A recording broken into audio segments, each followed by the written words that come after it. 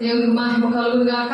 ఆమేన్. స్తోత్రం. హల్లెలూయా. దేవుడు ఇచ్చిన మహాకృపను బట్టి దేవునికి వందనాలు చెల్లిస్తూ కృప వెంబడి కృపతో దేవుడు మనల్ని దీవించినందుకు దేవునికి కృతజ్ఞత పూర్వకంగా దేవుడు మనతో ఉండి ఆరాధించడానికి మన మధ్యన ఉన్నారు. దేవదూతల సమూహంతో మరి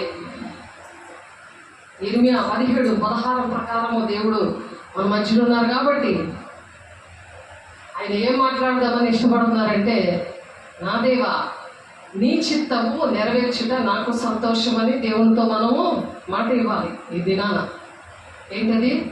నీ చిత్తము నెరవేర్చుట నాకు సంతోషము.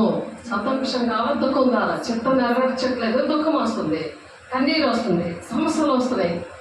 కాబట్టి ఈ దినాల నుండి ఒక తీర్మానం చేసుకోండి, నీ చిత్తము నెరవేర్చుట నాకు సంతోషము. ఆ సంతోషం ఎలాగొస్తుందంట? నీ ధర్మశాస్త్రము నా అంతర్యంలో ఉన్నది. అంతర్యంలో అంటే ఒంటిలోని, నీ అంతర్యంలో ఉండాలి ఆయన ధర్మశాస్త్రం. ధర్మశాస్త్రం అంతా కూడా అంతర్యంలో ఉండాలి. ఓల్డ్ టెస్టిమెంట్లో దేవుడు ఉన్నారు, న్యూ టెస్టిమెంట్లో కూడా దేవుడు ఉన్నారు. కానీ అర్థం కాదు. పరిశుద్ధాత్మ పొందుకుంటే అర్థమవుతుంది. ఆయన అక్కడ ప్లాన్ గీశారు, అది నెరవేర్పు అనేది న్యూ టెస్టిమెంట్లో జరిగింది. ఆ ప్లాన్ ఏదో అది కొట్టివేశారు అనుకుంటున్నారు, కానీ నేను ధర్మశాస్త్రం కొట్టివేయటికి రాలేదు, దాన్ని నెరవేర్చడానికి వచ్చాను అంటున్నాడు. అది పరిశుద్ధాత్మ దేవుడు ఉన్నారు. ఎవరితో ఉంటారో, ఎవరితో దేవునితో మాట్లాడే అనుభవం ఉండదో వాటికి మాత్రమే అర్థమవుతుంది. దేవునికి మహిమ కలుగును గాక. దేవుని ఆరాధిద్దాము, ఆత్మతోనూ సత్యంతోనూ దేవుని ఆత్మను పొందుకుందాము, దేవుని మహిమ పరుద్దాము. దేవుని సాక్షిగా ప్రతి దినము కూడా దేవునితో సాక్షిగా నిలబడదాము.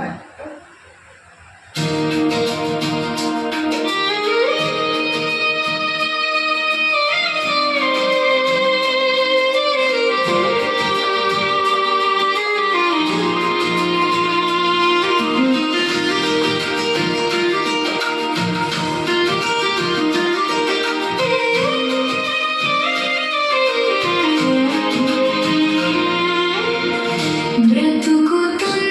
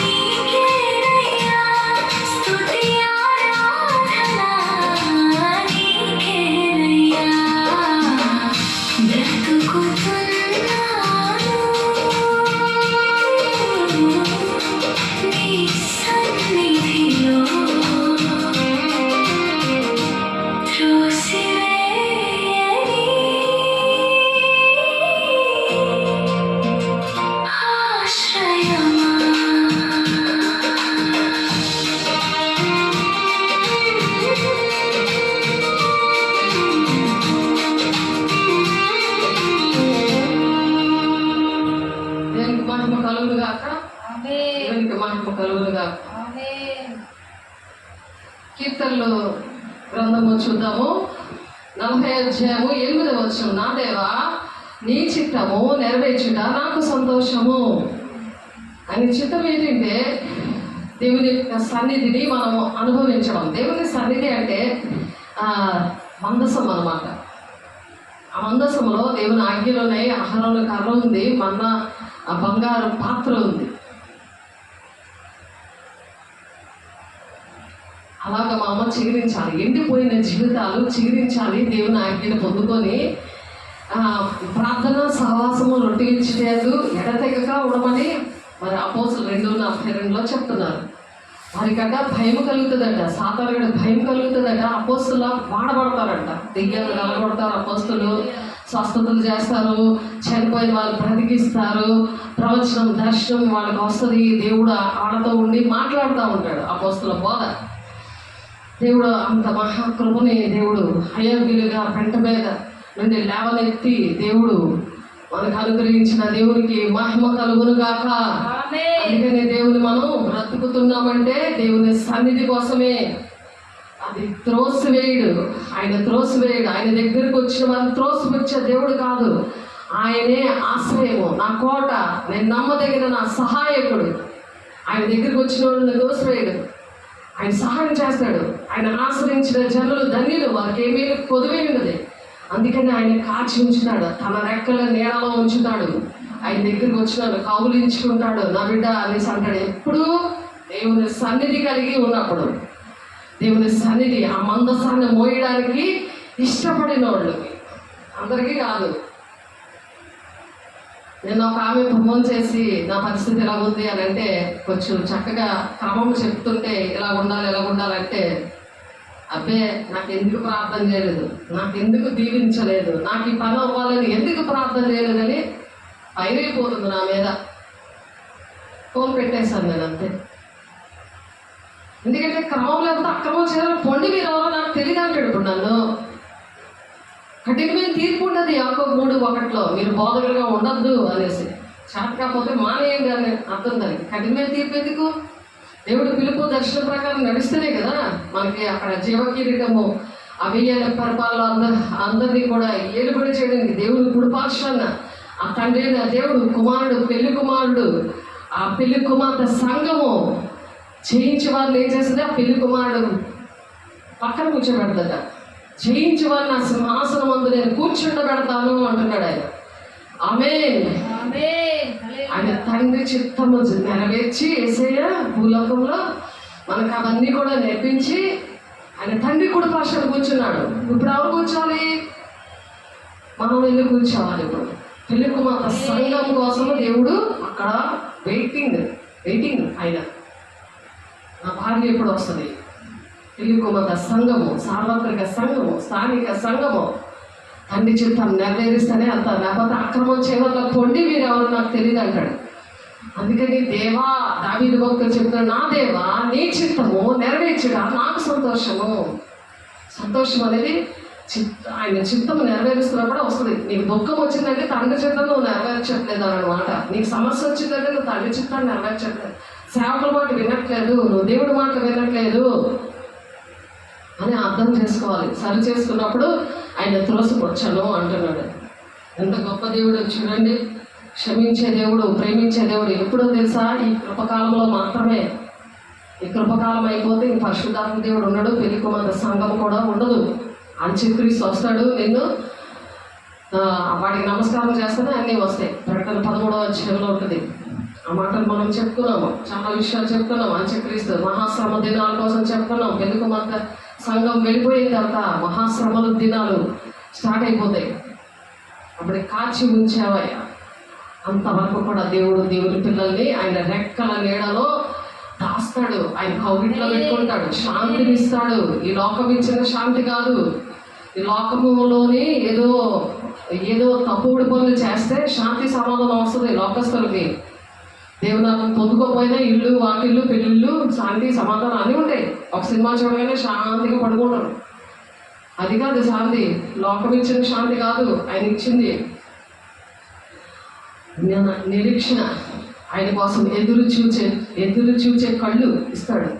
ఆయన కోసం తప్పించే ప్రేమనిస్తాడు. ఇతరులు కూడా వెళ్ళాలి, నేను ఒక్కదాన్నే కాదు, నేను ఒక్కడే కాదు, అనేకమైన కుటుంబాలు నన్ను శోధించి నన్ను సువర్ణంగా చేసి అనేక శ్రమల ద్వారా నన్ను దేవుని రాజ్యాన్ని నన్ను నడిపించడానికి దేవుడు నన్ను ఎలాగైతే సువర్ణంగా మార్చాడో, నేను అనేకమైన కుటుంబాలు కూడా ప్రాక్టికల్గా దేవుడు నాకు అలా నేర్పించాడు. కాబట్టి లేకపోతే గుర్తుండదు కదా, ఆ శ్రమలన్నీ గుర్తొస్తాయి. శ్రమలు సొరక పెడతాయి కదా, మచ్చ ద్వారా తెలుస్తుంది.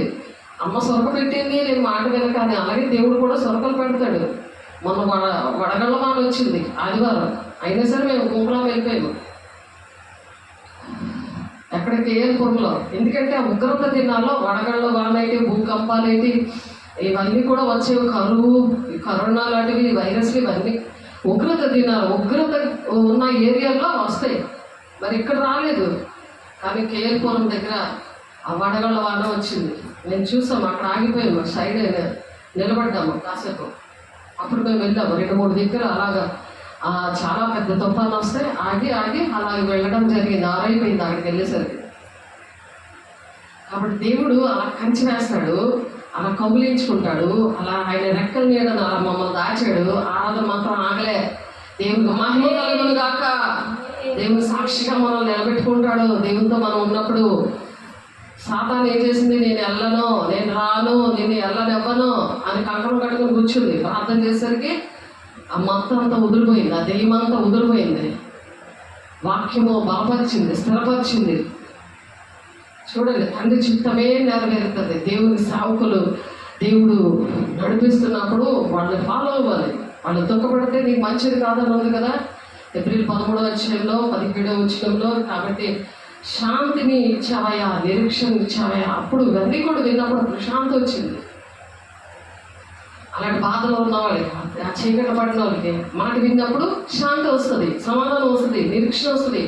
ఒక మరి అగ్నిగుండంలోని ఆ నెబుకద్నెజరు రాజునే మరి ఎదిరించి దానియేలు పెంచిన పిల్లలు శద్రకు, మేషకు, అబేద్నెగోలు నువ్వు దేవుడు రక్షించినా రక్షించకపోయినా మేము దానికి నమస్కారం చేయము. అలాగే నీకు శ్రమ వచ్చినా, ఖడ్గం వచ్చినా, హింస వచ్చినా, ఉపద్రవం వచ్చినా, దేవుడు నాకు సహాయం చెయ్యకపోయినా చేసినా కానీ నేను దేవుడు మాట వింటాను. దేవుడు పరిచర్య విషయంలో, తండ్రి చిత్తం విషయంలో నా పట్ల దేవుడికి ఉన్న తండ్రి చిత్తం పట్ల నేను నెరవేరుస్తాను. ఎన్ని శ్రమలు వచ్చినా నేను అలా ఉంటాను. నేను క్రీస్తు అనే బండ మీద నన్ను దేవుడు కట్టాడు, నేను ఇసుక మీద నేను కట్టలేదు. కాబట్టి ఏదైనా తుఫాన్ లాంటి శ్రమ వస్తే నేను దేవుని విడిచిపెట్టను, సేవకులు విడిచిపెట్టను అని తీర్మానాలు చేసుకున్నప్పుడు దేవుడు అటువంటి అభిషేకము దేవుడు మీకు ఇచ్చిన గాక. అదే శాంతిని ఇచ్చావయ్యా, నా నిరీక్షణ నీవేనయ్యా. నిరీక్షిస్తాడు, దేవుడు చేస్తాడు. దేవుడు మేలైనది చేయక మానడు, ఆయన అన్యాయస్తుడు కాదు, అని విడువడు, ఎడబాయడు అనే వాగ్దానాలన్నీ కూడా దేవుడి మాటలు వింటున్న వాళ్ళకి చెందుతాయి. అందరికీ చల్లవు, అందరికీ ఒకే వాగ్దానం కాదు, విన్న వాళ్ళకే ఆ వాగ్దానాలు. అందరూ అనుకుంటారు నాకు సంబంధిస్తాయి, నువ్వు వినకపోతే నీకు చల్లవది. దేవుని మాట విన్నప్పుడు, నువ్వు అలాగ నిలబడినప్పుడు, క్రీస్తున్న బండ మీద నిలబడినప్పుడు, శ్రమలు వచ్చినా సరే, మరి ఆ సింహపోలో దానియేలు వేసేసినప్పుడు అట్లా నోరు ముగించేశాడు. నీకు అంత శ్రమలు రాలేదు కదా. నెబుకద్నెజరు 7 అగ్ని పెంచేశాడు. అయినా సరే వేసిన వాళ్ళు కాలిపోయారు, మాడి మసైపోయారు ఇంటికిలా. కానీ వీళ్ళకి ఏమీ జరగలేదు. నలుగురు దేవుడు తోడై ఉన్నాడు. అలాగా ఆయన రెక్కల చాటున ఉన్నారు వాళ్ళు. అది లోకం ఇచ్చిన శాంతి కాదు, దేవుడు శాంతిని ఇచ్చాడంటే ఒక నిరీక్షణ నీవేనయ్యా. నిరీక్షణ అంటే ఆయనతో ఎదురు చూపులు, ఆయన మీద ఒక విశ్వాసం, ఒక నమ్మకం, నిరీక్షణ. ఇవి అభిషేకం పొందుకున్నాక ఆత్మీయ ఫలములో ఆ నిరీక్షణ, విశ్వాసము, ఇవి అదొక 2 ఫలాలు అనమాట. అది అప్పుడు దేవుడు త్రోసికొచ్చాడు అటువంటి వారిని. దేవుడు ఆశ్రయంగా వాళ్ళకి ఒక కోటలాగా నిలబడిపోతాడు. దేవునికి మహిమ కలుగును గాక. అలా దేవుని సన్నిధి వాళ్ళ మీద నిలబడుతుంది అనమాట. వాళ్ళు ఆరాధిస్తూ ఉంటారు. మరి పౌలు స్త్రీలను మరి ప్రార్థన చేస్తుంటే, పాటలు పాడుతుంటే, మధ్యరాత్రి 12 గంటలకి అర్ధరాత్రిలోనే ఆ పాటలు పాడుతుంటుంటే చెరసాల సంఖ్యలు బద్దలైపోయి మరి అందరూ కూడా ఎలాంటి సంఖ్యలు, పెద్ద పెద్ద సంఖ్యలు బొండాల్లాగా వేసేసారు కాళ్ళకి. వాళ్ళు స్వార్థ చేశారని ఏ పాపం చేయలేదు వాళ్ళు. కానీ పాటలు పాడి దేవుని స్తుతించారు. మనం కష్టాల్లో కూడా అలా స్తుతించాలి. అప్పుడు మన బంధకాలు పోతాయి. దేవునికి మహిమ కలుగును గాక. వెంటనే చెరసాల నాయకుడు చచ్చిపోదామని కత్తిలా పెట్టుకుంటే మేమేం పారిపోలేదు, మేము ఇక్కడ ఉన్నాము, నువ్వేం చచ్చిపోక్కర్లేదు అనేసి వాళ్ళు నిలబడ్డారు అక్కడ. అలా మనం నిలబడాలి, మనం అలాగే క్రీస్తున్న బండ మీద నిలబడాలి. దేవుని సన్నిధి అది దావీదు భక్తులు ఇక్కడ చెప్తున్నాడు. అనేకమైన భక్తులు ఎందుకంటే వాక్యంలో రాస్తారు అలా పోలి నడవాలని, క్రీస్తుని పోలి నడవాలి. ఆ క్రీస్తుని పోలినప్పుడు పరిశుద్ధాత్ముడు అప్పుడు వచ్చి వెళ్ళిపోతుండేవాడు ఆ దినాల్లో. కానీ ఇప్పుడు మనలో ఏంటంటే నిత్యము ఉంటాడు అనమాట. ఎందుకంటే ఆయన ప్రాణం పెట్టాడు కదా ఆ మేడగదిలో. పరిశుద్ధాత్మ దేవుణ్ణి ఆయన పొందుకున్నారు కదా, ఆ ఆత్మనే అంచు దినాల్లో మనకు కూడా అందరికీ నేను కుమ్మరిస్తున్నాను అనే యోవేలు గారు 2:28 ప్రవచిస్తే అపోస్తలులు 7:14 అది నెరవేర్పు జరిగింది. మా పరిచర్యలో 26 సంవత్సరాల పరిచర్య, అందులో ప్రతి ఒక్కరు కూడా ఈ అనుభవం నేర్చుకున్నారు. అపోస్తలుల బోధలో పరిశుద్ధాత్మను పొందుకున్నప్పుడు మీరు శక్తిమంతులు అవుతారు. ఏదో తినేస్తే శక్తి వచ్చేది, బూట్స్ తాగేస్తే శక్తి వచ్చేది, జీడిపప్పులు అవి తినేసి చికెన్ మటన్లు తినేస్తే శక్తి వచ్చేది. శక్తి పొందుకుంటారు, దేవుని దగ్గర నుండి వస్తుంది, అది పరలోకం నుండి అది దిగి వస్తుంది. నువ్వు పరిశుద్ధంగా పవిత్రంగా ఉండి తండ్రి చిత్తాన్ని నెరవేర్చడానికి నువ్వు ఇష్టపడితే, నువ్వు దేవునికి లోబడితే దుష్టుడిని ఎదిరించే శక్తి నీకు ఇస్తాడు దేవుడు. ఆమేన్. అప్పుడు నీ యవ్వనులు దర్శనాలు వస్తారట. నీ యవ్వనులు పాడైపోరు, చెడిపోరు.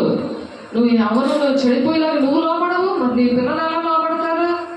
నువ్వు లోబడవు, దేవునికి లోబడవు, దేవుని సేవలు లోబడవు. నా చేతులు ప్రార్థన చేసేయండి, దేవుని అభిషేకం వచ్చేస్తుంది అనుకుంటున్నారు. ఒక్కరికి ఒక్కొక్కలాగా జరుగుతుంది. పేతురు యోహాను చేశారు అలాగా. నేను చేసినప్పుడు కూడా జరిగాయి. బాప్తిసం తీసుకుని కానీ ఫ్రెష్గా ఉన్నారు వాళ్ళు పిల్లల్లాగా. అంటే దేవుని రక్తంలో కడగబడ్డారు, అది కూడా చూపించారు. బాప్తిసం ఇచ్చినప్పుడు నాలో ఏసేం చూపించారు, అక్కడ వాటర్ రక్తంగా మారడం చూపించారు. 4-5 ఏరియాలో 4-5 సంఘాలు అలా చూపించారు. ఇంగాపల్లిలో, జరుగుడ్లోని, మరి ఇక్కడ ధరంపూర్లోని అలాగే నాలో నేను చూపించారు. వాటర్ రక్తంగా మారడం చూపించారు. అలాగే అది వెనక నుండి ఇలా ప్రార్థన చేస్తుంటే వెనక నుండి ఫోటో తీస్తే వెనకంతా వెలుగు, దాని ముందు ఫోటోలో మామూలుగా ఉంది. ఆ వెలుగు బాప్తిసం చేస్తుంటే పైనుండి లాగా వెలుగు అక్కడ చెక్ అయిపోయింది. చంద్రుడు ఫోటో తీసింది లూదియానా ఆమె. ఎందుకు అలా ఫోటో తీస్తున్నావు అన్నాను. కానీ పైనుండి శక్తి వచ్చింది. మనలో ఏం లేదు, మనం వింటున్నప్పుడు పరిశుద్ధాత్మ దేవుడు సహాయం చేస్తాడు. ఆయన నిరీక్షణ, శాంతి, సమాధానం, నెమ్మది అనేది దేవుడే ఇస్తాడు. దేవుని బిడ్డ అలాగా దేవుడు చూశారు. బాప్తిసాలు ఇచ్చినప్పుడు యవ్వనులు దర్శనాలు చూశారు, వృద్ధులు కలలుగన్నారు. మీ కుమారులు మీ కుమార్తెలు ప్రవచిస్తారంటే నా ఆత్మీయ పిల్లలు ప్రవచించారు. వాళ్ళు బాప్తిసం తీసుకొని ప్రవచించారు. వాళ్ళు వెంటనే చేతులేసి ప్రార్థన చేసిన ఊదిన వెంటనే దేవుని అభిషేకంతో పొందుకున్నారు. వాళ్ళు పొందుకొని భాషలతో మాట్లాడారు. నేను మా దగ్గర వెళ్ళబట్టి 12 గంటలకి నైట్ ప్రేయర్ అయిపోయాక ఎంగ్లాపల్లిలో బలిపేట మీద పడుకున్నా సరే పాస్టర్ గారు ఏంటి అసలు రెస్ట్ తీసుకోకుండా అలాగే జరుగుడు చూసుకొని వచ్చారు. ఎంగ్లాపల్లి చూసుకొని ఇలాగా ఇక్కడ దెయ్యాలు కొట్టేసి మళ్ళీ రాత్రి ఒక అమ్మాయి మీదకి దెయ్యం వచ్చింది 12 గంటలకి. ఆ ఊరు దేవత వచ్చింది సునీత అన్న అమ్మాయి మీదకి. దర్శనంలో ఒక అమ్మాయి మీద దేవునాత్మ వచ్చింది శారం రోజు మీదకి. ఇద్దరికి దర్శనాలు వస్తున్నాయి, ఇద్దరికి ప్రవచనాలు వస్తున్నాయి. సంఘం అంతా బైబిల్ పట్టుకొని వణికిపోయి క్షమించయ్యా మేము ఇలా చేసాం అలా చేసామని ఒప్పుకుంటున్నారు వాళ్ళు. అప్పుడు అవన్నీ ఒప్పుకొని చేసిన తర్వాత ఇంకా అంత కూడా అయిపోయిన తర్వాత 3 గంటలకి అది వదిలి వెళ్ళిపోయింది. వీళ్ళందరూ ఒప్పుకున్నాక కదిలింది ఆ ఊరు దేవత వచ్చేసి. అప్పుడు బలిపీఠం మీద పడుకొని ఉంటే నేను ఇంకా పడుకోకుండా ప్రార్థన చేస్తున్నాను అని అనుకుంటున్నాను. అనుకొని శారం రోజు గొప్ప దడేలు మళ్ళీ లేచి చూస్తే నేను పడుకోనే ఉన్నాను. కానీ నా ఆత్మ ప్రార్థన చేస్తుంది. చూసారా, పరిశుద్ధాత్మ దేవుడు ఉండి ఏం చేస్తాడు, ఉచ్చరింప సత్యం కానీ ఊరులతో విజ్ఞాపన చేస్తాడని ఉంది వాక్యం. మనం కలిసిపోతాం కదా, ఆ పరిశుద్ధాత్మ దేవుడు ఉచ్చరింప మన పక్షాలు ఉండి అలా విజ్ఞాపన చేస్తాడు. మనం దేవునికి ఇష్టంగా ఉండి తండ్రి చిత్తాన్ని అలా నెరవేరుస్తూ ఉంటే నిత్యము కూడా మనకి అలాగా ఉచ్చరింప సత్యము కాదు మూలుగులతో మన పక్షాన విజ్ఞాపన చేస్తాడు పరిశుద్ధాత్మ దేవుడు. చూడండి, ఆ వాక్యం అలా మన పట్ల నెరవేర్చబడాలి. ప్రతి ఒక్కరికి కూడా అలా నెరవేర్చబడాలి గాక. అటువంటి అనుభవాలు దేవుడు ఇస్తాడు. ఎందుకు ఇస్తాడు అది మర్చిపోలేము, జీవితాంతం కూడా మర్చిపోలేము. ఎందుకు ఇస్తాడు మనకి అటువంటి అనుభవాలు అంటే అనేక మందికి అలా తండ్రి చిత్తము ఎలాగా అని నేర్పించడానికి. దేవునికి మహిమ కలుగును గాక. అందుకిస్తాడు, గొప్ప చెప్పుకోవడం కాదు. పరిశుద్ధాత్మ దేవుడు వచ్చినప్పుడు మీరు శక్తివంతులు అవుతారు. యోదయ సమరయ దేశంలోనంతా మీరు సాక్షులుగా ఉంటారంటారు. అలాగే ఎన్ని సాక్షులు దాచేస్తున్నారు. సాతానుడు వాళ్ళలో ఉంటాడు, పరిశుద్ధాత్మ దేవుడు ఉండడు, సిగ్గుపడిపోతారు సాక్ష్యం చెప్పడానికి. పరిశుద్ధాత్మ దేవుడు వచ్చినప్పుడు వాళ్ళు శక్తివంతులు అవుతారు. వాళ్ళు యూదయ సమరయ దేశంలో అంతా వాళ్ళు సాక్షులు ఉంటారు. అపోస్తలుల 1:8 ఉంది. ఆయన్ని మహిమపరచాలి. మనం బతుకుతున్న దేనికి ఆయనకు మహిమకరంగా ఉండాలి. మనం ఆయనకు మహిమ తేవడానికే మనం బ్రతికి ఉండాలి. బ్రతుకుతున్నానంటే నీ సన్నిధిలో నేను బ్రతుకుతున్నాను, నీ సన్నిధి కోసం నేను బ్రతుకుతున్నాను అని తీర్మానం చేసుకోవాలి. ప్రతి ఒక్కరు కూడా దేనికోసం బతుకుతున్నాడు? మా అమ్మ కోసం బతుకుతున్నాం, మా నాన్న కోసం బతుకుతాం, నా కొడుకు పెళ్ళి అయిపోయాక చచ్చిపోతాను ముసలోళ్ళు, ఇది కాదు. మా మనవడికి పెళ్ళి అయిపోతే చచ్చిపోతాను అందుకే బతుకున్నాను, అది కాదు. భూ సంబంధమైన విషయాల కోసం మాట్లాడేవనుకో అది మరణం ఏర్పడి చేస్తుంది. అటువంటి తలపులు పెట్టుకున్నాం అనుకో నీకు మరణం ఏర్పడి చేస్తుంది. అందుకే అనారోగ్యాలు, వృద్ధాప్యం త్వరగా వచ్చేస్తుంది. అది బీపీలు, షుగర్లు, గుండెలో హోలు కన్నపడిపోతుంది కదా. చిన్నపిల్లలకే గుండెలో హోలు ఉంటుంది. అందుకనే అవన్నీ వస్తాయి, శరీర సంబంధమైనవి.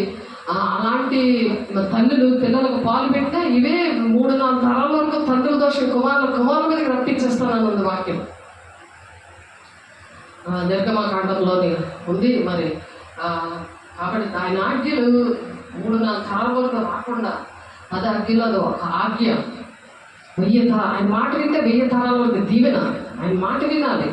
ఈ లోకంలో ఉన్న అవన్నీ కూడా అంత మాయే. ఒక్క 2 నిమిషాలే సంతోషం, తర్వాత ఉంటుంది దుఃఖము, జీవితాంతము. మరి తలంచుకుంటేనే దుఃఖం వస్తుంది. కానీ దేవుని కార్యాలు ఎంతో సంతోషం ఇస్తుంది. అది చెప్తున్నాడు ఇక్కడ దావీదు భక్తులు, నా దేవా నీ చిత్తము నెరవేర్చుట నాకు సంతోషము.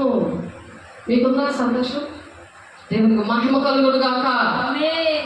ఎందుకు వస్తుందట? నీ ధర్మశాస్త్రము నా అంతర్యంలో ఉన్నది. అంతర్యంలో ఇక్కడ తిష్ట వేసుకొని కూర్చున్నాడు ఈ హృదయంలో.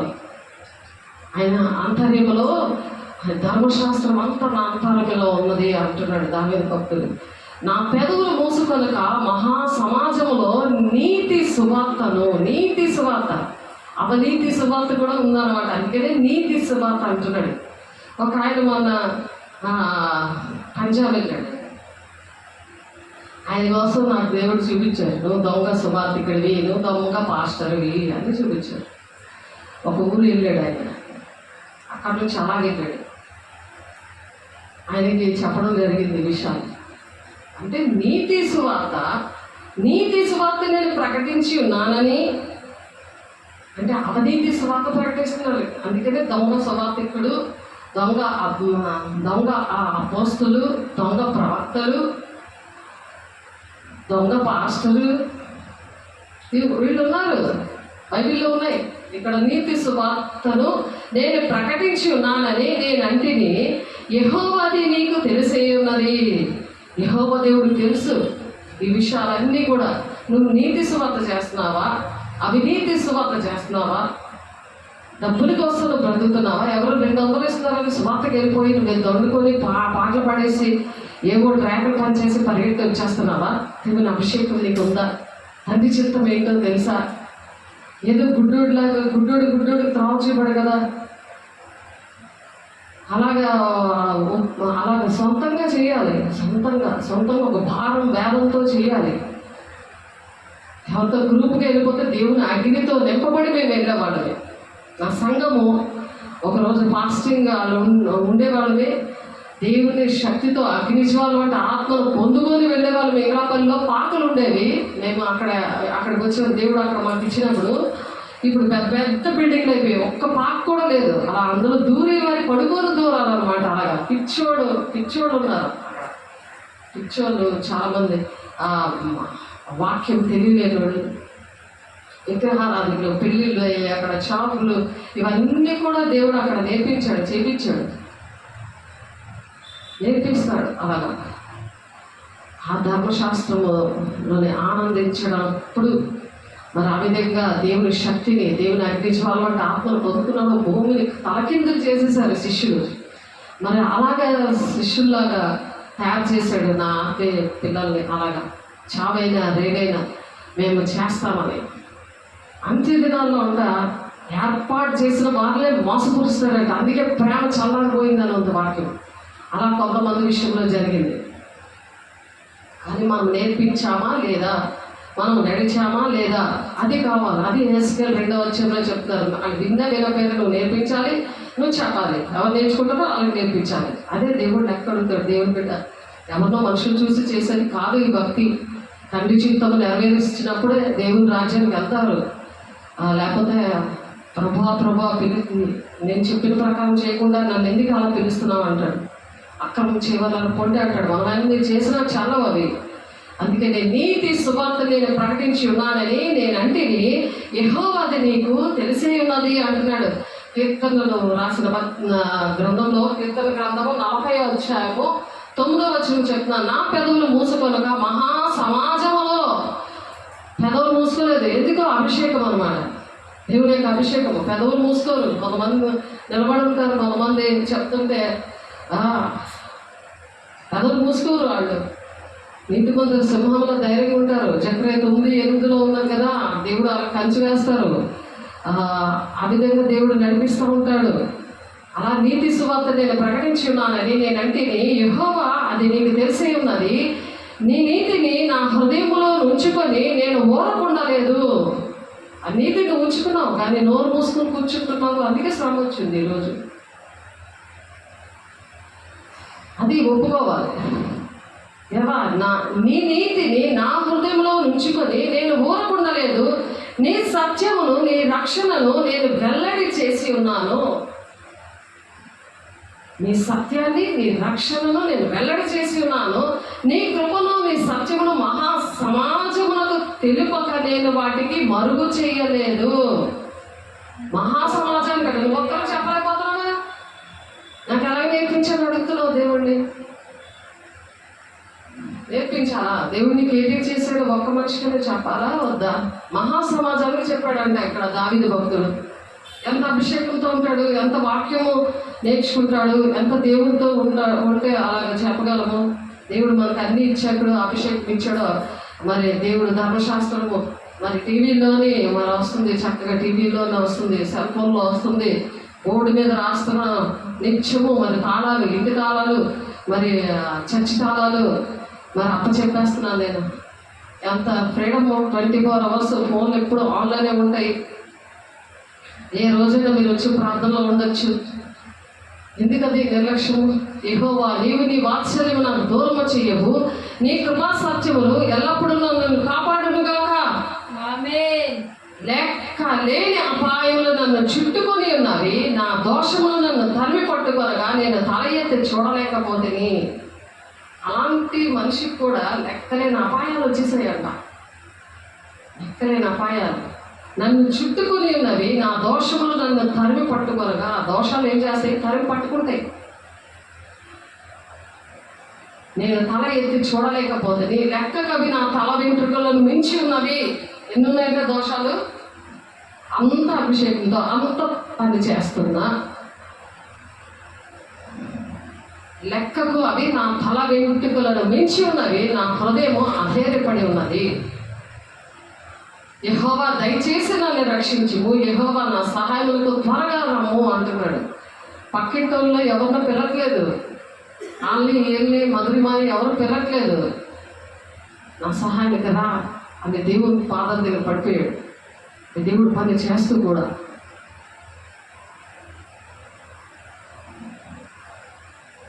నా ప్రాణము తీయుడిగా యత్నించి వారు సిగ్గుపడి బొత్తిగా భ్రమశీయుదురుగాక. నాకు కీడు చేయగోరు వారు వెనుకకు మళ్లింపబడి సిగ్గునందుదురుగాక. నన్ను చూచి ఆహా ఆహా అని పలుకువారు తమకు కలుగు అవమానమును చూచి విస్మయమందుదురుగాక. నిన్ను వెతుకువారందరూ నిన్ను గూర్చి ఉత్సహించి సంతోషించుదురుగాక. ప్రార్థన చేస్తారు. దేవుని మాట వినలేని వాళ్ళు ఎలా ఉండాలి, దేవుని మాట వింటున్న వాళ్ళు ఎలా సంతోషంగా ఉండాలి అని ప్రార్థన చేస్తున్నాడు. నీ రక్షణ ప్రేమించేవారు యెహోవా మహిమపరచబడును గాక అని నిత్యము చెప్పుకుందరు గాక. దేవుడు మహిమ పొందాలి, దేవా నా ద్వారా మహిమ పొందాలయ్యా అని నిత్యము వాళ్ళు చెప్పుకోవాలి. దేవుడు మహిమకారాలు నిత్యము చెప్పుకోవాలి.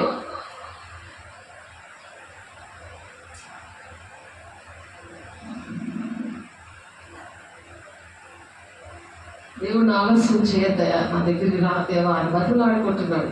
నేను శ్రమల పాలై దీనుడనైతిని, ప్రభు నన్ను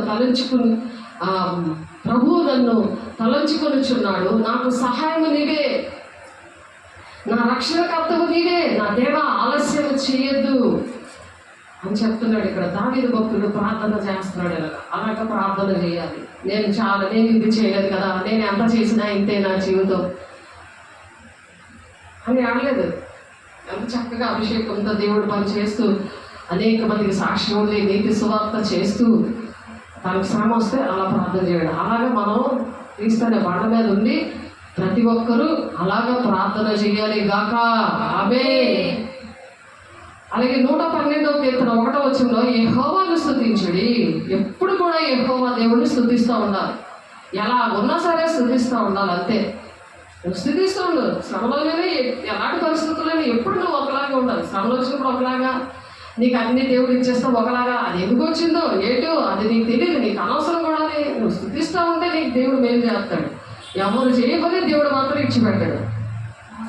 యెహోవాను స్తుతించుడి, యెహోవాని భయభక్తులు కలవాడు, ఆయన ఆజ్ఞలను బట్టి అధికముగా ఆనందించేవాడు ధన్యుడు.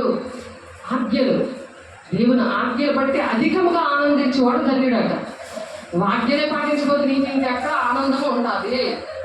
దేవుడు నమ్ముకుంటే ఏం లాభం? దేవుడు నమ్ముకుంటే ఏం లాభం? అది చాలా మందికి బాధ, ప్రతి ఒక్కరికి బాధ అదే. దేవుడు నమ్ముకున్నాను, నాకు ఏం జరిగింది? నమ్ముకుంటే నేను యేసయ్య దగ్గరికి వచ్చినప్పుడు నేను ఏం పొందుకున్నాను అని అంటారు. నేను చల్లారిపోయాను దేవుని దగ్గరికి వచ్చి అని అంటారు. ఒక ఆమె అలాగే తోటపాలెంలో ఉన్నప్పుడు ఫస్ట్ నా ఆత్మీయ బిడ్డ ఆమె వచ్చింది. తోటపాలెం దేవుని అగ్నితో నింపబడేది. తన డ్యూటీ 7 గంటలకు ఆరాధన స్టార్ట్ అయిపోయేది. ఫస్ట్ ఇంట్లోనే ఆరాధన స్టార్ట్ అయింది. దేవుని ఆత్మతో నింపబడడం ఏంటి, బలాలను తీసుకోవడం, వాక్యం వినడం అన్నీ కూడా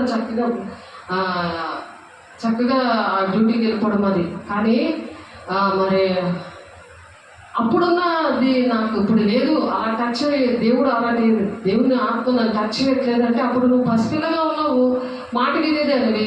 ఇప్పుడు దేవుడు ఆశీర్వదిస్తున్న కొద్దీ అహంకారం వచ్చేస్తుంది. డబ్బులు చూసుకొని అహంకారం వచ్చేస్తుంది. నీ జీవితము అన్నీ కూడా నీ కోటీశ్వరులు లేకపోతే అహంకారం వచ్చేస్తుంది.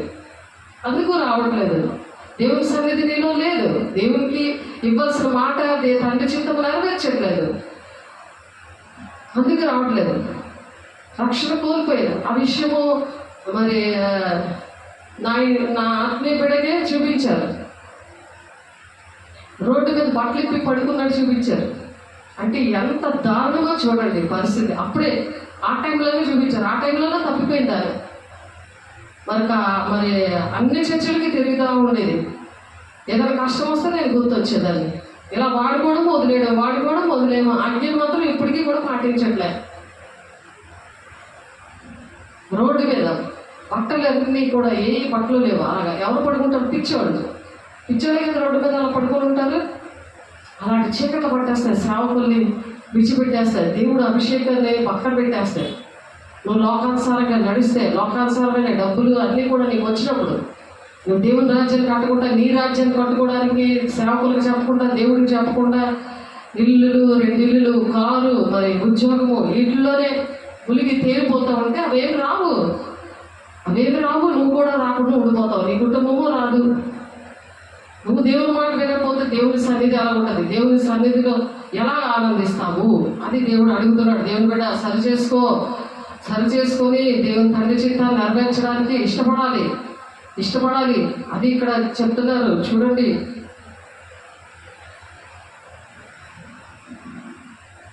యెహోవాను స్తుతించుడి, యెహోవా యందు భయభక్తులు గలవాడు, ఆయన ఆజ్ఞల బట్టి అధికముగా ఆనందించేవాడు ధన్యుడు. దేవుని ఆజ్ఞలు బట్టి అధికంగా ఆనందించట్లే. అసలు ఆజ్ఞలే పాటించట్లేదు. నేను అన్నీ పాటిస్తాను అంటున్నది ఆమెలో ఉన్న దెయ్యం. నేను అన్నీ పాటిస్తున్నాను, నాకు ఎందుకు ఎలా జరుగుతుంది? సాతానుడు అలా బోధిస్తూ ఉంటాడు.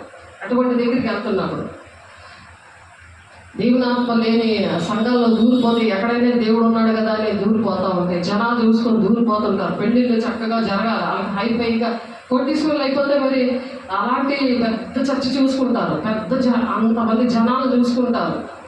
వచ్చి పాస్టర్తో ఇల్లు కొనుక్కొని ఇంట్లో పాస్టర్తో దొంగ పాస్టర్ని తెచ్చుకొని అబద్ధ ప్రవక్త అతను వాక్యం కూడా చూపించి ఇలాంటి క్వాలిటీస్ లేవు నువ్వు వెళ్తున్న దగ్గర ఇక్కడ విజయనగరం ఉన్నప్పుడు చెప్పడం జరిగింది. అలాగే ఇదిగో వాక్యము సేవకుడు యొక్క లక్షణాలు ఇవి, అపోస్తుల యొక్క లక్షణాలు ఇవి. అందులో అపోస్తులేనండి అంటే దొంగ ప్రవక్తలు, ఇదిగో వాళ్ళు ఎలాగుంటారో చూడు, నువ్వు వెళ్తున్న దగ్గర కూడా అలాగే ఉన్నారని ఎంత క్లారిటీగా చెప్పిన బొరకెక్కలే. ఎందుకంటే నన్ను అడగరు, దేవుడు నన్ను అడగరు, నేను చెప్పడమే నా పని.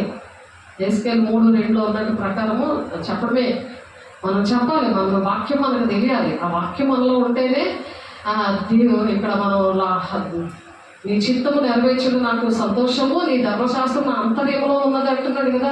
నీ అంతర్యంలో ఎందుకు ఉండాలంటే ఇటువంటి వారిని బాగు చేయడానికి, రక్షించే వారి పట్లను నశించే వారి పట్లను ఒక సువాసనగా చేస్తాడు. అంటే దేవుడు తెలిసిన వాళ్ళు తెలియని వాళ్ళ కింద నువ్వు ఒక పరిమళ సువాసనగా దేవుడు నేను చేస్తాడు.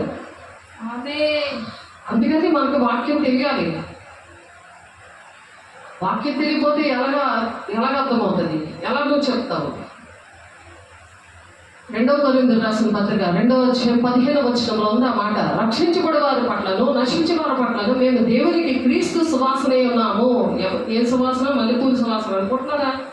క్రీస్తు సువాసన, క్రీస్తు సువాసన ఉన్నాం. ఆమెకే ఒకలాంటి చూడు బైరాగులు ఉంటారు కదా, బైరాగులు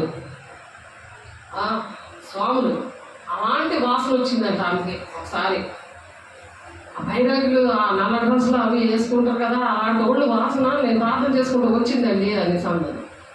అంటే ఇక్కడ క్రీస్తు సువాసన మన దగ్గర ఎంతో స్మెల్ మంచిగా ఉంటుంది, మన దగ్గర ఎంతో సంతోషం ఉంటుంది. అన్ని చిత్తాలు నెరవేరుస్తున్నప్పుడు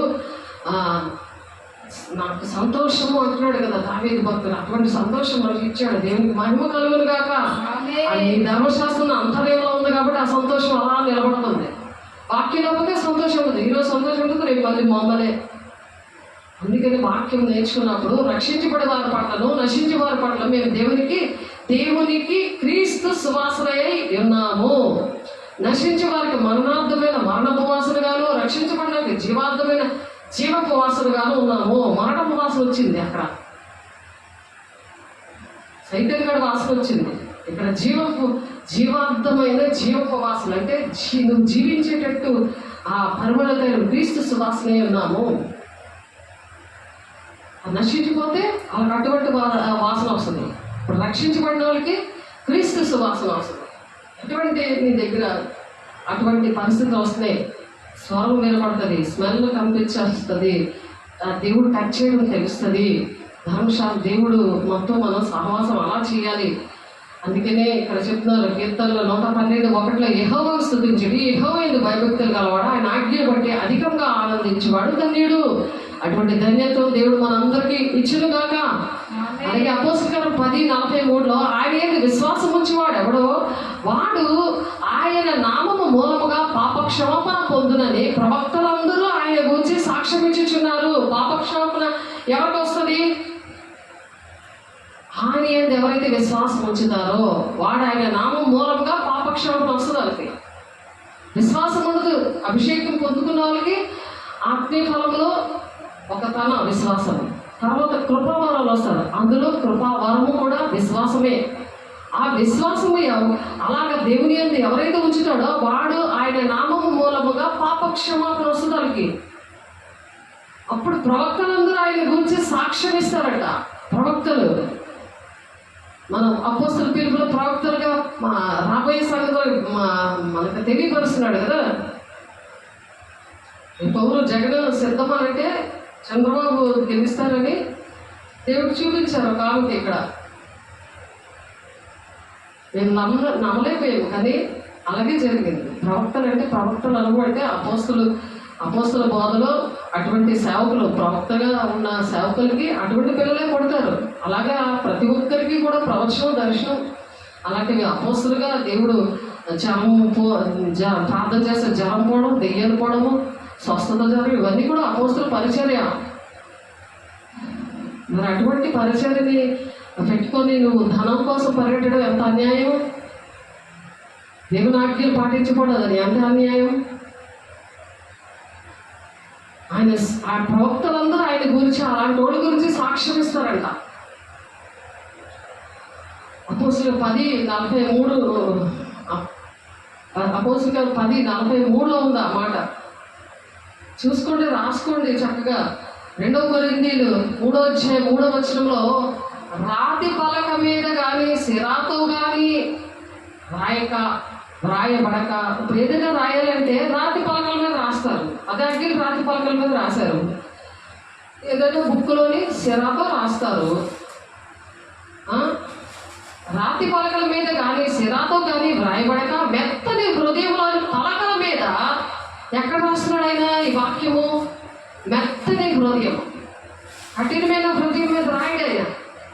నువ్వు కఠినంగా ఉన్నావు అనుకో, దేవుని ఆజ్ఞలు పాటించుకుంటున్నా, దేవుని దగ్గర అనేకమైన మేలు పొందుతుంది, దేవుడికి ద్రోహం చేసిన మరి దేవుని సేవకులకు ద్రోహం చేయరా? మెత్తని హృదయంలోని పలకల మీద జీవం గల దేవుని ఆత్మతో మా పరిచర్య మూలముగా వ్రాయబడిన క్రీస్తు పత్రికయే ఉన్నారని మీరు తేటపరచబడుచున్నారు. ఈ అనుభవాలన్నీ ఎందుకు నేర్పిస్తారు తెలుసా? ఏదో పత్రికలు పంచుతున్నారు కదా, అలా కాదు, అది చింపేసి పారేస్తారు. కానీ మనమే పత్రికగా అయిపోవాలి అంటున్నాడు ఇక్కడ. మనమే ఒక పత్రికగా, మనమే దేహం అనే దేవుని ఆలయంగా, మనమే దేవుని యొక్క సన్నిధిని మోసుకొని వెళ్ళేవారిగా తేరామంటున్నాడు ఇక్కడ పౌలు 2 కొరింథీయులు రాసిన పత్రిక 3:3 అది దేవుడు కోరుకునేది. నా కోసం ప్రార్థన చేయవు కాబట్టి నేను రాను, నేను దేవుని ఆజ్ఞలు పాటించండి. ఎవరికి నష్టం చెప్పండి? ఎవరికి నష్టం? ఎవరు వెళ్ళిపోతే అలాగే నష్టం అంతే. నీతిమంతుల నోరు జ్ఞానముల గురించి వచించును, వారి నాలుక న్యాయమును ప్రకటిస్తుంది. నువ్వు అన్యాయం చేస్తావు, నేను న్యాయం చేసావు, చాలా బాగా చేసావు, నేను దీవిస్తాను అంటదా? నీతిమంతుల నోరు, కీర్తనాకారుడు రాస్తాడు 37:30-31 ఉంది. నీతిమంతుల నోరు జ్ఞానముల గురించి వచించును, వారి నాలుక న్యాయమును ప్రకటించును. న్యాయాన్ని ప్రకటిస్తుంది, వాళ్ళ నాలుక అన్యాయాలు ప్రకటించదు. అన్యాయంగా ఉండదు. పని చేస్తే ఇలా ఉంటావు, పని చేయకపోతే ఇలా ఉంటావు అని 2 విడమని చెప్తారు. అది నీతిమంతుల నోరు చేసే పనులు. అది మరి ఇక్కడ 2 కొరింథీయులు చూడండి ఒకసారి. మీకు మరలా చెప్పిన విషయమే ఇది, దేవుడిచ్చిన నాకు వాగ్దానం. అది ఆ నోరు గురించి చెప్తున్నాను నేను. ఆ నోరు, నీతిమంతుల నోరు విషయంలో దేవుడు నాకు ఇచ్చిన వాగ్దానం. ఎవరికి నువ్వు నీతిగా ఉంటే నీకు కూడా వాగ్దానం ఇస్తాడు. నేను నిన్ను అనుసరించి కాపరిగా ఉండడం మానలేదు. ఆ కాపరి నన్ను అనుసరిస్తున్నాడంట. నా బిడ్డ ఎక్కడికి వెళ్ళింది, నేను కాపుదలు ఉండాలి, ఎక్కడికి వెళ్ళి నేను కని చేయాలి. కాపరి ఏం చేస్తాడు? గొర్రెల్ని వెళ్తాడు కదా. ఏ పులి ఎత్తుకోకుండా కాస్తాడా లేదా వదిలేస్తాడా? ఎలుగుబెట్టిగా పుల్లు అంటే నీకు వదిలేస్తాడా? నీ దగ్గర పంపిస్తాడా? నీ పుల్లగా కలిసేస్తావు ఏది? ఎప్పుడు మింగేద్దామా? వాళ్ళు ఎలా బాధపడితే ఎంత బాగుంటుందా, నేనే తిందామా అని వాళ్ళు ఎలా పోషించబడతారు, ఎలా ఉంటుందని పులిలాగా కఠినాత్మంగా మరణం మరి అలాగ ఆలోచిస్తున్నావు కదా. పులికి కఠినమైన గుండె ఉంటుందా? చక్క మాంసం కూడా ఉంటుందా? అది నీతి న్యాయం ఏమైనా ఆలోచిస్తుందా? ఆలోచించండి. మరణం కోసమే అది ఆలోచిస్తూ ఉంటుంది. ఎదుటో చావాలని వాళ్ళ కోసం ఆలోచిస్తూ ఉంటుంది.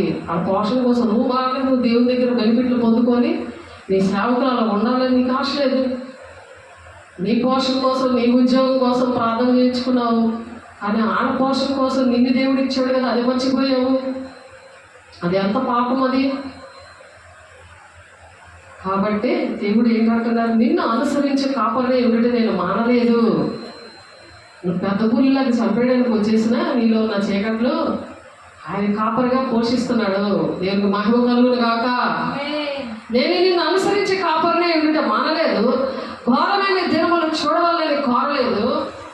ఆయన కోరుకోలేదు, నువ్వు కోరుకున్నావు. ఇలా ఘోరమైన శ్రమలు వచ్చేస్తే అప్పుడు నా దగ్గరకు వచ్చి, నా ఇంటికి వచ్చి నా దగ్గర ప్రార్థనలు చేసి వెళ్తారు. నేనైతే నేను దేవుని ఆలయానికి రాను. చచ్చినట్టు నా సేవకులే వచ్చి ఇక్కడ నాకు ప్రార్థన చేస్తే కన్నీటితోటి నాకు అన్ని విడుదల వచ్చేస్తుంది. నేను మాత్రం కాలు మీద కాలు వేసుకొని కూర్చుంటాను, మోకరించను, బైబిల్ చదవను, రాసుకోను. దేవుడు ప్రణాళిక ఏంటుందో నాకు అనవసరం. తండ్రి చెప్తే నా పట్ల ఏమున్నదో ఆయన చెప్తేనే నేను విన్నాను. ఎన్నిసార్లు కళ్ళ ద్వారా, దర్శనం ద్వారా, సేవకు ద్వారా, సంఘం ద్వారా నీకోసం మీరు చెప్పారంటే నేను వినను. అని అనుకుంటే ఎవరికి నష్టం? ఘోరమైన దినాలు వస్తాయి, నాకు కాదు నీకే వస్తాయి. అవి కాపరిగా ఉన్నాడు. ఎవరైతే నీతిమంతుల నోరు జ్ఞానం గురించి వంచిస్తూ ఉంటుందంట. ఇవి జ్ఞానమైన మాటలు. అవి సాతానికి నచ్చవవి. దానికి నచ్చకపోతే మాకెందుకు? సాతానికి నచ్చేది మాట్లాడతారా దేవుని పిల్లలు? దేవుని సన్నిధి మోసేవారు, దేవుని మందసాలు మోసేవారు ఇక ఉండమన్నాడు కదా దేవుడు. నేను నిన్ను అనుసరించి కాపరిని ఏంటంటే మానలేదు అంటున్నాడు దేవుడు. అటువంటి వారి కోసం అందుకని ఇచ్చాడు ఆ వాగ్దానం. వాళ్ళ కోసం ప్రార్థన చేస్తే దేవుడు ఇచ్చిన వాగ్దానం ఇది. అటువంటి వారి కోసం ప్రార్థన చేస్తే దేవుడు నాతో మాట్లాడిన విషయాలు ఇవి. నేను నిన్ను అనుసరించి కాపరిని ఉండటం మానలేదు, ఘోరమైన దినాలు చూడాలని కోరలేదు, నీకే తెలుస్తున్నది అంటున్నాడు. నాకు తెలిసిన విషయం. ఎందుకు అలా బాధపడిపోతున్నావు? నీకు తెలీదా? నేను నీకు కంచేసాను, నేను పోషిస్తున్నాను, నువ్వు ఘోరమైన దినాలు చూడాలని నేను కోరుకోవట్లేదు. నీకు తెలీదా? అది నీకే తెలుసు అంటున్నాడు. చూడండి వాక్యం చక్కగా ఎంత చక్కగా ఉందో. వాక్యము మనం బ్రతికిస్తుంది, దేవుని సన్నిధి మనం బ్రతికిస్తుంది. అది పాట పాడుకున్నాం మనం. ఘోరమైన దినాలు చూడవాలని కోరలేదు, అది నీకే తెలియను, నా నోట నుండి వచ్చిన మాట నీ సన్నిధిలో ఉన్నాయి. ఎవరి మాటలు ఇవి? నేనే మాట్లాడుతుంది.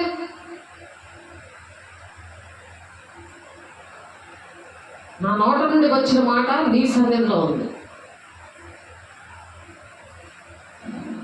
ఆ నోరు ఎవరిది? నాది కాదు, దేవుడిది నోరు. ఆయన మాట్లాడుతున్నారు. నీతిమంతుల నోరు జ్ఞానం గురించి మాట్లాడుతుంది అని అందుకే చెప్తున్నారు దేవుని బిడ్డ.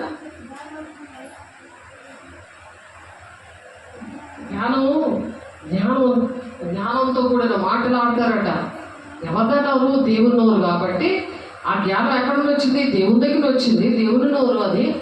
అది జ్ఞానమును గూర్చి వచించును. వారి నాలుక ఏం చేస్తుంది? న్యాయాన్ని ప్రకటిస్తుందట. వాళ్ళ నాలుక న్యాయాన్ని ప్రకటించను. వారు దేవుని ధర్మశాస్త్రం వారి హృదయంలో ఉన్నది, వారి అడుగులు జారవు. నువ్వెంత డబ్బులు ఇచ్చినా నీ అంట పరిగెట్టరు. నువ్వేది ఇచ్చినా, నువ్వేది పెట్టినా నీ అంట పరిగెట్టరు. అలా అడుగులు జారవు. వాళ్ళ హృదయంలో ఉంది ధర్మశాస్త్రము, వారి హృదయంలో ఉంది. ఆ వాక్యమే త్రోవలకు వెలుగై ఉందని 119 కీర్తనలో దావీదు భక్తుడు అందుకే రాశాడు. మీరు ఆ వాక్యమే నీ హృదయం, ఆ మీ త్రోవలకు వెలుగై ఉందని. ఆ వెలుగు ఎక్కడ ఉందో అలాగే వెళ్తుంది, కానీ చీకటి ఎక్కడ ఉందో అలాగే వెళ్తుంది. ఆలోచించండి, బాగా అర్థం చేసుకోండి, దేవుని తీర్మానం చేసుకోండి, క్షమించమని అడగండి. దేవుడు మీకు అలా లూరియా హృదయాన్ని ఏ విధంగా దేవుడు తెరిచాడో, దేవుని మాటలు గ్రహించే శక్తి శిష్యుడికి ఎలాగిచ్చాడో అలా దేవుడు మీకు ఇచ్చును గాక. ఆమేన్. నీ శాసనములు నాకు సంతోషకరములు, అవి నాకు ఆలోచనకర్తలై ఉన్నవి. ఆయన శాసనాలు, ఆయన చెప్పిన గవర్నమెంట్ అన్నమాట. ఆయన గవర్నమెంట్, బయట గవర్నమెంట్, ఈ భూలోకమైన గవర్నమెంట్ పాటించడానికి చాలా ఇష్టంగా ఉంటుంది, చాలా భయంగా పాటిస్తారు. కానీ దేవుని యొక్క శాసనాలు అది పక్కన పెట్టేస్తారు. అది సంతోషకరములు అంటాడు దావీదు భక్తుడు 119 కీర్తన 24వ వచనంలో. నీ శాసనములు నాకు సంతోషకరములు, అవి నాకు ఆలోచనకర్త అయి ఉన్నవి. అవి ఆలోచనకర్త అయి ఉన్నవి.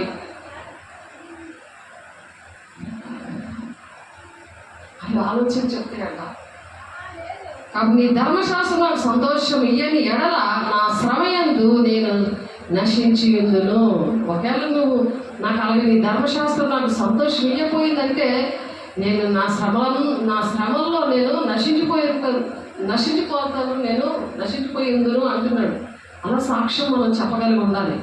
దేవా, నీ ధర్మశాస్త్రం వల్ల నీ మాటల వల్ల నేను బ్రతుకుతున్నానయ్యా అని ఆయన వాక్యము నిత్యము వింటూ ఉండాలి, దాని ప్రకారం నడుస్తూ ఉండాలి. ప్రాక్టికల్గా దేవుడు నీకు ఏమేమి చెప్పాలో అవన్నీ కూడా హబక్కు 2:2 ప్రకారము నీ జీవితంలో ఒక డైరీలో రాసుకొని అది 1000 తరాల వరకు దీవెనకరంగా మనము ఆ విధంగా తరతరాలు ఉండాలని దేవుడు ఆశపడుతున్నారు.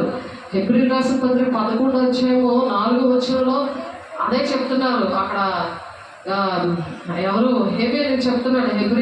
హెబ్రీయుల పత్రిక 11వ అధ్యాయం 4వ వచనంలో విశ్వాసం బట్టి హేబేలు కయ్యని కంటే శ్రేష్టమైన బలి దేవునికి అర్పించాను. దేవుడు అతని అర్పణను గురించి సాక్ష్యం ఇచ్చినప్పుడు అతను ఆ విశ్వాసం బట్టి నీతిమంతుడని సాక్ష్యం పొందుకున్నాడు. అతను మృతి నుండి ఆ విశ్వాసం ద్వారా మాట్లాడుచున్నాడు. అది మనం చచ్చిపోయినా సరే మన మాటలు వాడికి వినబడతా ఉండాలి. దేవునికి మహిమ కలుగును గాక. దేవుడి ఈ మాటలు దీవించిన గాక. ప్రతి ఒక్కరికి అట్టి కృప దేవుడు అనుగ్రహించిన గాక. కీర్తన 119:47 నీ ఆజ్ఞ బట్టి నేను హర్షించదను, అవి నాకు ప్రియములు అంటున్నాడు దావీదు భక్తుడు. హర్షించడం, ఆనందించడం, అవి నాకు ప్రియములు అంటున్నాడు ఆయన. అలా ప్రియముగా ఉండాలి. దేవుని ఆజ్ఞలు పాటించడం చాలా సంతోషంగా చేయాలి. అది దేవుడివి, నాకు కాదే. నీ ఆజ్ఞను బట్టి నేను హర్షించదును, అవి నాకు ప్రియములు అంటున్నాడు 119:47. యేసు వారిని చూచి నన్ను పంపిన వారి చిత్తము నెరవేర్చుడు, ఆయన పని తుదముట్టించుడు నాకు ఆహారమే ఉందని యేసే చెప్తున్నాడు. తండ్రి చిత్తం నెరవేర్చడమే నాకు ఆహారం ఉంది, అది తుదముట్టించడము, ఆయన చిత్తం నెరవేర్చడము, ఆయన పని తుదముట్టించడము నాకు ఆహారమే ఉంది. ఆకలేదు రోజంతా. అందుకే మాకు తండ్రి చిత్తం అలా నెరవేర్చాలి. అప్పుడు మనకి సంతోషము, ఆనందం ఉన్నది. ఇర్మియా 15:16 కూడా నీ మాటలు నాకు దొరకగా నేను వాటిని భుజించి తిని సైన్యములకు అధిపతి యెహోవా దేవా నీ పేరు నాకు పెట్టబడెను కనుక నీ మాటలు నాకు సంతోషము, నా హృదయం నాకు ఆనందము కలుగు చేస్తుంది. నీ మాటలు దొరికినప్పుడు భుజిస్తున్నానంట. అంటే ఇప్పుడు దేవుని వాక్యం తింటుంటే ఈ ఆత్మక ఆహారము. అది సైన్యములకు అధిపతి యెహోవా దేవుని ఆ దేవాన్ని పేరు నాకు పెట్టబడిను. అప్పుడు ఎప్పుడైతే అది భుజిస్తారో దేవుని పేరు మనకి నుదుటి మీద రాస్తాడు. ఇక్కడ నుదుటి మీద రాసేస్తాడు. అది యాకోబు ప్రకటన 3:10 ఉంటుంది. నాకు ఆనందములో కలుగజేయుచున్నది నా హృదయమునకు, నాకు అలాగా సంతోషం వస్తుంది. ఏ సంతోషం వస్తుంది? ఇటువంటి సంతోషం వస్తుంది, కలుగు చేస్తుంది అని చెప్తున్నారు. కాబట్టి మనం ప్రార్థన చేసుకుందాము. అటువంటి సంతోషం దేవుడు మనకు అనుగ్రహించిన గాక.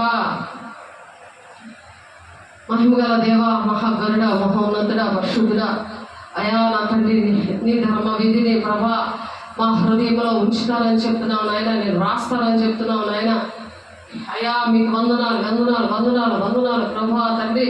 అయా నా తండ్రి నాయన పత్రికలో మరి నాయన మీరు చెప్పినట్లుగా అతను మృతి నుండి ఆ విశ్వాసం ద్వారా మాట్లాడుచున్నాడు అని చెప్తున్నావు ప్రభా. ఆయన చనిపోయి అయా మరి నాయన అయా కయ్యని హేబేలు మాట్లాడుతున్నాడు ప్రభు. నీకు మందులు అనేక మంది నాయన హెబ్రీ పత్రికలో రాసి ఉంచావు ప్రభా. మమ్మల్ని కూడా అయా పత్రికలో మీరు చేరుస్తున్నందుకు వందనాలు. మహిమగల దేవానికి వందనాలు, అభిషేక్తుడానికి వందనాలు, అభిషేకమానికి వందనాలు ప్రభా తండ్రి నాయన. మీకే మహిమ కలుగుగాక. అంతరంగ పురుషుని బట్టి దేవుని ధర్మశాస్త్రం నందు నేను ఆనందిస్తున్నాను అని చెప్తున్నాడు ప్రభా. రామపత్రికలో అయా 7:22 ప్రభా నా తండ్రి మీకు వందనాలు వందనాలు వందనాలు పరిశుద్ధుడా నాయన. అయా యేసువారిని చూసి నన్ను పంపిన వారి చిత్తము నెరవేర్చుడు, ఆయన పని తుదముట్టించుడు నాకు ఆహారమే ఉందంటున్నా ప్రభా. అట్టి కృపను మాకు ఇచ్చినందుకు వందనాలు నాయన. చేతులెత్తిన బిడ్డలందరికీ కూడా మీరు అనుగ్రహిస్తున్నారయ్యా, నీకు స్తోత్రాలు స్తోత్రాలు స్తోత్రాలు దేవా.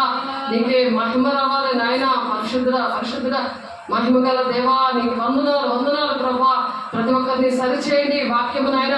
అయా నా తండ్రి నాయన నూరంతులుగా బలవంతంగా అయా బలవంతం చేయండి ప్రభా. నీకు వందనాలు అయినా అయా నీకు వందనాలు మహిమగల దేవా. నేను యేసే దగ్గరికి వచ్చి నేనేం తెచ్చాను అని దేవుని కోసం నేను ఏం చేశాను అని నాయన మనసు గద్దింపు దయచేయండి తండ్రి. అటువంటి మనసు గద్దింపు దయచేయండి దేవా నా తండ్రి నాయన. నాకు దేవుడు ఇచ్చాడు, నాకు దేవుడు ఏం చేశాడని అనకూడదు నాయన తండ్రి నాయన. నేను దేవుని కోసం ఏం చేశాను, దేవుడు నాకు ఇన్ని చేసి పెట్టాడు కానీ నేను దేవుని కోసం ఏం చేశానని ఆయా తండ్రి అటువంటి ఆలోచన దయచేయండి ఆయన. అప్పుడు ఒలివ మొక్కల్లా ఉంటారు పిల్లలు అని చెప్తున్నాం ప్రభా.